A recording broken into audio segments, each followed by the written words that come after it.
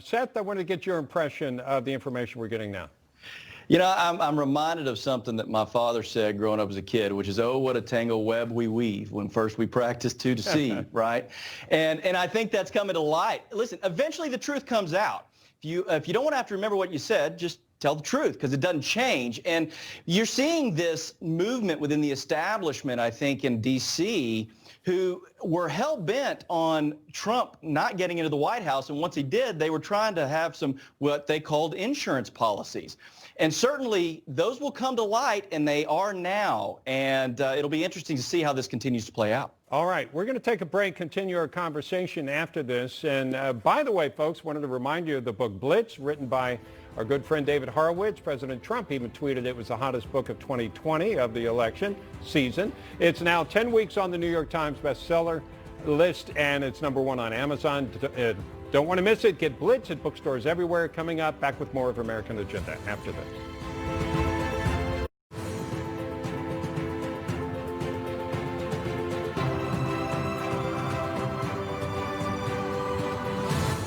All right, welcome back to American Agenda. We've got a lot going on today. Some documents coming out indicating that Hillary Clinton may have been aware, signed off on, and that the former president, Obama, was aware of an effort to tie President Trump, I'm sorry, he wasn't president then, but candidate Trump, to the Russians back in 2016.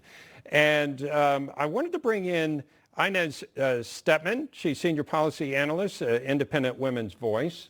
And Inez, as you're watching all this, I don't know if this is something you've watched with interest for a while, but we wanted to get your thoughts on this. Sure, and I'm hardly an expert in this entire long saga any more than the typical American is, but I do want to address something that KT said earlier, which is I think the more important underlying thread here, which is that the American people feel that they cannot trust their institutions, not just the intelligence agencies, but the entire administrative state. They don't have a lot of faith in the media. They don't have a lot of faith in a lot of the institutions that really do provide a certain amount of stability and a baseline, or I should say they ought to provide a certain amount of stability and a baseline for us to then disagree about politics and policy. That is a long-term problem. It did not start with President Trump, as the left likes to say. It started decades ago. We saw these slides in these polls in the institutions and faith in the institutions. And I think that that's the biggest damage of all of this will be that the American people feel they cannot trust the FBI, the CIA. That's not, and with good reason, right? Right. With good reason. This kind of stuff is the sort of things that we used to hear about in banana republics, right? The idea of unelected bureaucrats substituting their own political judgment for the judgment of the American people is expressed through voting. That is a very serious constitutional problem. It's not something that's supposed to happen in a first world republic. And I think it'll continue to reverberate not just now, but in the next several election cycles and beyond in terms of whether the American people feel they can trust their government. I also wanted to bring in Newsmax host Rob Schmitt. And Rob, you and I were talking. One of the concerns that observers have about this story is the source of the information that was given to the CIA director. Right. And talk about that. It's kind of a wonky story, isn't it? Because I mean, you're looking at it. Well, it is, and that's why I try to take a step back every now and then and explain it to folks. So the CIA gets information from a Russian source, and that's what one of the concerns. Exactly, and I think that's they get this information, they see it, they take it. Brennan takes it, tells Obama about it. They send it to the FBI, which at the time was Comey and Strzok. Right. And Comey, they don't do anything with it. Comey was a director, and I think Strzok was on there as well, from what I read. They don't do anything with it. So ostensibly, to people that have been following the Trump-Russia collusion narrative for all these 3 years, it's interesting how when it has something to do with Hillary Clinton, they don't jump on it. But when it had something to do with Donald Trump, even when it was, this bogus, dossier that had all this salacious stuff, they took that a little more seriously. With this, they don't jump on it. So I think there is definitely an interesting part of the story. Emerald, let's talk about that just for a second, though, because the source of this information, the allegation from critics of President Trump is that the source of this story is from Russia. That doesn't mean it's wrong, by the way. Yeah. Well, DNI, John Ratcliffe, has already anticipated that criticism and is addressing it. He says that this is not Russian disinformation, and in fact, he plans to brief Congress, I think as soon as this week, on the sources and methods by which this intelligence was obtained. Okay, very good. Phil, where do you think this goes from here?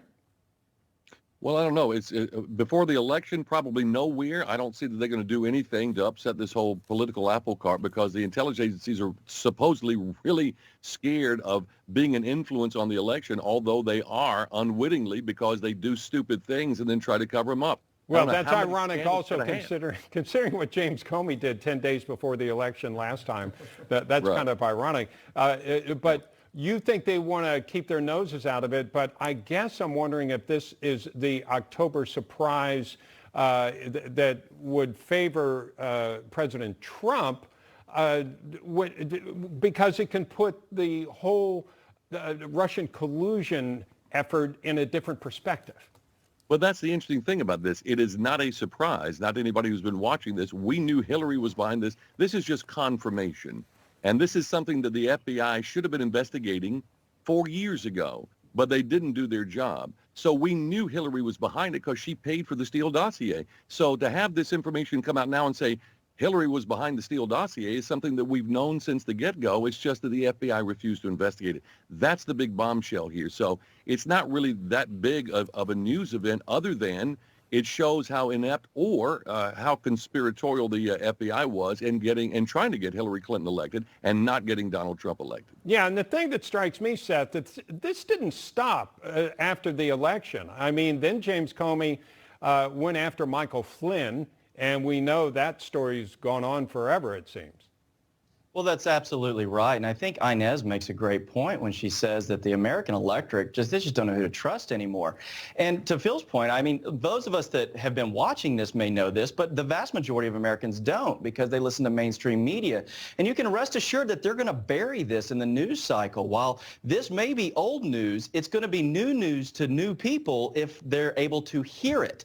And certainly I hope that they will, because we need to see the American people get the trust back in their leaders, in the news media, and in everyone involved in the process. Yeah. Before we go from this segment, Rob, you're going to be on tomorrow night. Maybe you could talk a little bit about the debate. Yeah, absolutely. Well, I mean, amid all of this, you know, you've got Mike Pence versus Kamala Harris tomorrow night. It's the second of 4 debates. It's the only vice presidential debate. Yeah. And it's going to be interesting, I really think, because I think for the first time, you've got the chance, Bob, of a vice president, especially on the left, that's got a chance at being the president of the United States. You know, Joe Biden has certainly lost a step. He doesn't seem to have a lot of energy even for a second term. He's said that publicly. Yeah. And you look, and I think for the first time, you've got to put the vice president on record. We want to hear exactly what your policies are, because I think more so than we've ever seen in our lifetime, you have a real chance that she might have to step in at some point. I think you're absolutely right. And I think given that we've found out that the president actually is human, like everyone else. Right. He just got sick himself. Just getting COVID. People have to look at Pence and say, we don't know what comes next. He could be stepping in as well. And I agree with you that for the first time, what these people say is not just, oh, here's what my guy says and I'm going to parrot that. Right, it's like, let's see how you think. Yeah, it's usually in an election, the vice president's debate is the one you kind of skip. You say, oh, okay, we can take this week off. We'll pay attention to the next two. But I think this one actually has a lot of weight to it. It really is important. This one? Huh? You're not skipping this one? I'm going to be working. I think a lot of people are going to be watching. So tell people when it's on. Yeah, our coverage starts 8 o'clock. We're going to have Stinchfield. Grant's going to do about 30 minutes. Then we're going to jump on at 8:30. We're going to preview for a half hour. Debate kicks off at 9 o'clock. It's going to run to about 10:30, and then we're going to close it up until 11 o'clock right here on Newsmax. Host here in our final segment of this hour, and we wanted to let you know that some released information shows that the CIA director at the time, John Brennan, had talked to President Obama back then. I believe this was June of 2016, that Hillary Clinton had a plan to tie then candidate Donald Trump to Russia, kind of accusing him of collusion. And so this is the first time we've seen that the actual documents that indicated that was passed along. Now, Phil Valentine, I wanted to ask you your take, because the source of the information initially was from Russia. Again, that doesn't mean it wasn't wrong, but that may have been the reason why this wasn't looked into, or will be the excuse it wasn't looked into. Well, that's hilarious, isn't it? Because the original Steele dossier was from Russia too. So we're going to look at that, but we're not going to look at the other. It's either or to me. You look at both of them, or you discount both of them as bovine scatology. I think what they did was they were picking and choosing which ones they wanted to investigate and which ones they wanted to leave aside. And understand that about the same time, Comey was essentially exonerating Hillary Clinton, although acknowledging that she had committed multiple felonies. So we know where he stood on this. And when he had a chance to investigate the epicenter of what they knew was a bogus dossier, by that time we got to also understand they weren't acknowledging it was a bogus dossier to the public, but they knew it was a bogus dossier. And so that's another part of the cover-up here. So I have no problem with information or intelligence that comes from Russia. It just has to be credible. And it looks like, according to Ratcliffe, this information may be certainly more credible than the Steele dossier. Yeah, and Inez, I think that people may be surprised at how political those kinds of dirty games may be going on behind the scenes. Right. I think if it was ever not clear, it's fully clear now that Woodrow Wilson's idea of an apolitical administrative state, an apolitical bureaucrat sort of administering the kind of nuts and bolts of policy that is determined by the elected branches, by Congress and the president, that notion is long gone after this. I think it took a hit under Nixon. It took a hit on many presidencies since then. But I think with this current, with the Russia hoax, and then with these current revelations, that it went back into the Obama administration, went to the highest levels of the Obama administration, and essentially that the quote unquote apolitical agencies were weaponized in a totally political way in an election in service of political actors. This should be a wake-up call for the American people that the administrative state is unelected, but it participates in politics. And this fourth branch of our government has grown to sizes and powers unimagined by the founding fathers. And I think that, again, I can only look at this from a 10,000-foot perspective. I'm not a prosecutor, and I don't work for I never worked for the Justice Department. But I do think that this speaks to the fundamental balances between the branches and the fact that this administrative state is not elected. Fair enough. That's the bottom line, not elected. Fair enough. I wanted to get Seth in here. I've got about 30 seconds, Seth. Just as a reminder to people, this was an effort allegedly to distract people from her emails. Well, it was, and if you think about it, how much of a distraction has it been on this president in what is now almost 4 years of his presidency, and all of the things that could have possibly been done and the taxpayer dollars that could have been saved, and attention on important things that would help the people of America. So I think there's a bigger question to be asked here, and certainly we're not done with this conversation. No, we're not, and we're not done with it on this network either, Newsmax. We'll talk about this more going forward, including later in the day, because this information coming forward really sets up a narrative that explains a lot of things that have happened back to 2016 coming forward. All right, Inez Stedman, Seth Denson, Phil Valentine, thank you all for joining us, and thank you folks for being with us on American Agenda.